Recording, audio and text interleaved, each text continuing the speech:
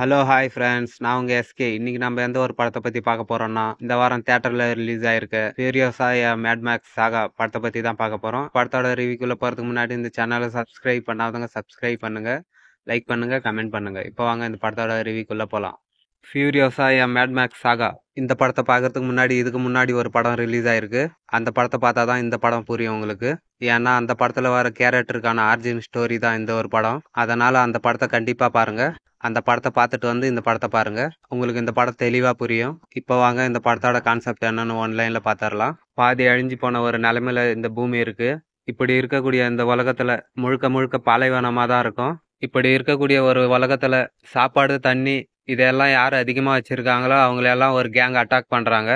இப்படி இவங்க அட்டாக் பண்றதால ஃபியூரியஸான்ற ஒரு சின்ன பொண்ணோட அம்மா இறந்து போறாங்க. அப்படி இறந்து போனவங்களோட பொண்ணு வளர்ந்து இவங்களை ரிவெஞ்ச் எடுக்கிறா.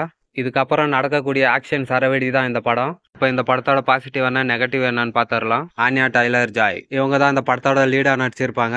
ரொம்பவே ஒரு தரமான நடிப்பை கொடுத்திருப்பாங்க. இந்த படத்தோட வில்லனா கிறிஸ் சார் தான் நடிச்சிருப்பாரு. அவரும் ஒரு தரமான நடிப்பையை கொடுத்திருப்பாரு. இந்த படத்தோட மேக்கிங் எல்லாம் பார்க்கறதுக்கே பிரமிப்பா இருந்தது. இந்த படத்துல வர ஆக்ஷன் சீக்வன்ஸ் எல்லாம் ரொம்ப சூப்பரா பண்ணியிருந்தாங்க. இந்த படத்தோட சினிமாகிராஃபி எல்லாம் டாப் நாச்சா இருந்தது. இப்போ இந்த படத்தோட நெகட்டிவ் என்னன்னு பார்க்கலாம். படம் லைட்டா ஸ்லோவா போன மாதிரி இருந்தது. மற்றபடி படத்துல குறைன்னு சொல்ல எதுவும் இல்ல.